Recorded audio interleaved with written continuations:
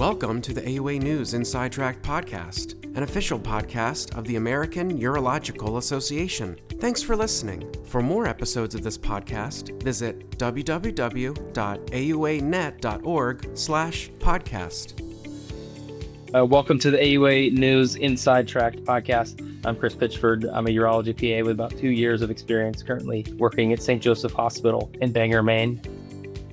And hi, I'm Michelle Hellwig. I'm a urology nurse practitioner in Northwest Montana, and I've been working in that role for almost a decade now. Today, we're here talking about the AUA Fundamentals in Urology program, an educational experience that we both participated in firsthand. Yep. So we both experienced the program in the summer of 2025, and we're both in different points in our career. Obviously, Chris being 2 years, and I'm about a decade into being a urology nurse practitioner. So we're just going to talk about what stood out to us and what we think is valuable for APPs in this program. So Michelle, first let's start with the big picture. What is the Fundamentals in Urology program? Yeah, so it's a 2-day program held at the Cleveland Clinic where urologists are teaching different hands-on experiences. There's an APP tract, and it's separate from the resident tract, and you get to go station to station. I feel like that was about 20 minutes to 40 minutes in each station, and get some hands-on experience. Chris, as someone who's relatively new to urology, how did this experience help you, and what were some of the biggest learning curves you had as being a new APP? Well, for me, one of the most challenging things was the clinical consult. And along with that was sort of building confidence, for those. And, it sounds rather basic, but just, when you're executing the hand skills, not letting your hands shake, or when you're asked a difficult question, not the stutter. So those were some of the things for me, and dealing with even imposter syndrome, wondering if you're the only one who's having that lack of confidence, especially in the beginning. Maybe you wonder if you're in the right role after all. Mm-hmm. That's awesome. Yeah. Urology for me, anyways, after 30 years in being in family practice, was a big leap and a huge learning curve. So I understand that imposter syndrome for sure. So thinking about APPs entering urology today, what challenges do you think the program actually helps address? Yeah. So I happen to be really fortunate that I had 2 urologists who love to do hands-on and teaching. And that was back before APPs were really, on the bulk of them working towards hands-on. So this is a great opportunity, I think, to learn from urologists. If you don't have a urologist that is comfortable or have time to teach you, it's a great way to enter into those areas that might seem foreign to you. I certainly never did a prostate biopsy in family practice or dealt with a priapism or really a whole lot of catheters. So it was great to have some practical teaching, and then when you get back to the clinic, being able to feel like you have some confidence and a little bit of groundwork to be able to move forward. Yeah, you make a good point there that not everyone has the learning opportunities, especially if they practice somewhere where there's limited resources, or they don't have a very high diverse volume of patients. So coming to the fundamentals course, they had all the simulation models, which I found really helpful to practice things that you wouldn't see on a day-to-day basis or otherwise have a chance to learn, because some of those things I didn't learn obviously in PA school, how to aspirate a priapism or intracorporeal injections, things like that. And so let's see, when you look at the training stations, there was catheterization, how to do a difficult catheter, bladder ultrasound, endoscopy, renal ultrasound, and priapism management. So what do you think participants would gain the most from this experience, or what did you gain the most? So, with the difficult catheterization, I found that to be probably one of the most useful ones, because that's kind of the bread and butter of the hospital console. That's like your everyday. I don't feel like I've done a day's work if I haven't seen at least 2 difficult catheters on the floor. So I found that one to be very helpful. and especially in building confidence. And pretty quickly when you follow those principles, you become the go-to guy. Everyone thinks of you as the catheter wizard, and people are asking for you by name, and that feels good.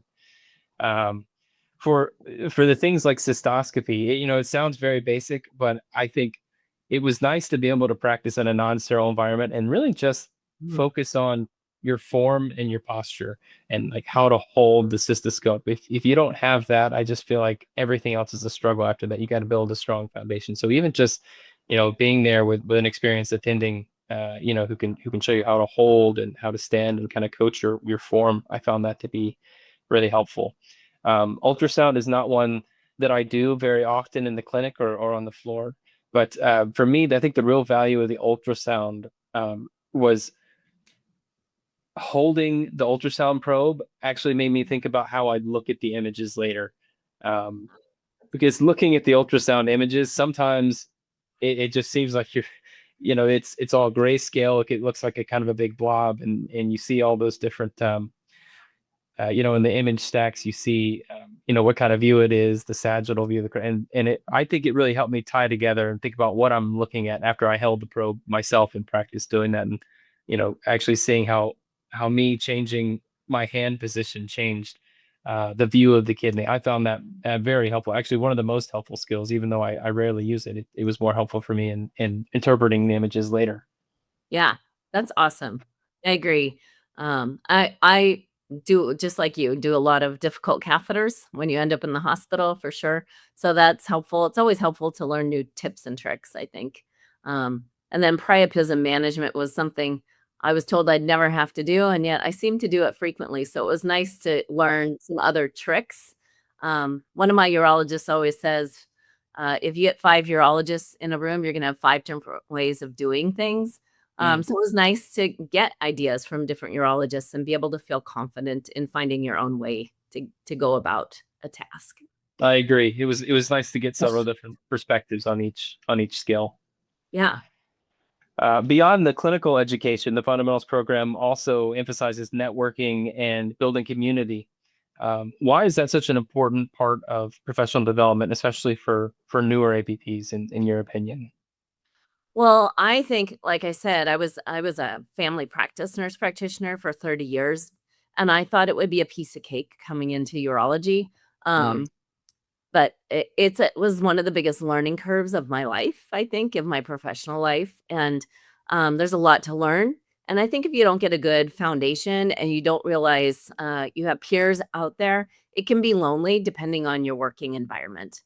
So it was great to see other APPs, learning and experiencing some of the same things. Some were in, like, uh, more supportive environments, and others were, I went home feeling very blessed by the, support I have and knew that there were other people out there that we could connect with. And the urologists that were there were so helpful and willing to teach, and that was nice. It was great. The residents were separate at a kind of worried me that we would be together even though I felt confident in my skills. I still felt intimidated by a bunch of young residents, and it was a whole separate tract. So that was great just to be with our peers and hear what other people do in other parts of the country. Right, right. And for me, I thought it was, really helped with that imposter syndrome to, meet other APPs and see them struggle the same way I'm struggling, and to practice things and fumble around with the scopes, and to hear about their own challenges at work and realize I'm not the only one. I'm not as far behind the pack as I thought I was. It made me feel normal, like, oh, okay. This is just imposter syndrome. In fact, I'm really not doing too bad after all. I feel like I'm on track, and it's good to meet other people. You don't feel that loneliness you mentioned. Yeah. What did you think about the didactic portion, the lectures? And So the didactic portion, yeah, I was lucky enough to do that in my first year of practice, and I think that was really the best education from the AUA for a new APP that I've encountered so far. I found that to be very helpful. I think is well worth the money, and having it online, doing it virtually, since it's asynchronous, it was so convenient, to do after work and do from home. Yeah, I think that course is worth every penny. I found it very helpful. Yeah. We kind of touched on this, and you've mentioned it a lot that this was a confidence builder. Um, how do you feel like this is would be great for day-to-day practice for new urologists as far as building their confidence and touching the tools or seeking assistance from other peers? I do. I think probably the APPs that would benefit the most would be those that are very early in their career and those who do a lot of bedside procedures, and also lots of inpatient consults. I think those are the ones that would benefit the most. Not to say, I mean, I think you would benefit also if if you were in the clinic and in the OR, but I think it's mostly those that practice primarily on the inpatient side and do the bedside procedures such as cystoscopy, and like transrectal ultrasound of prostate that I think would get the most yield from the program. Yeah. I think, when I was there, some APPs, their urologists were nervous about them entering into some of these, skills, but they also, especially in smaller clinics, needed them to start to learn these skills, so having your urologists know you went to an AUA skill set, can also bring confidence to the urologist and allowing you to kinda move forward a little bit. Right, right. And to know that you learned under, one of the experts in the industry and maybe even one or two of the experts in the industry, that puts a lot of confidence in your attending that, you got a good quality education that, the what you got out of it was legitimate. But earlier we mentioned the benefits of using a simulation model. I wanted to say that one of the unique aspects of the fundamentals program is the hands-on training. And why do you think it's important for the APPs to have the opportunity to use, um, uh, to practice their skills in a simulation environment? Yeah. I mean, it's always nice to know that you can do no harm when you're learning a skill for sure, right? Um, and just like holding things while your hands are shaking and you're not gonna scare the model away, is really Right. helpful, right?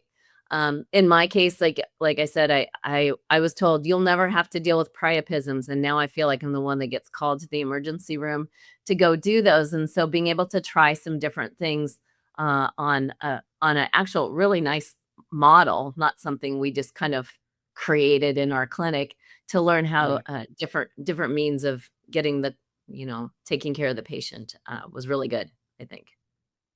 Yeah. I agree, and I thought really all the simulation models were excellent. The priapism ones, especially, very realistic.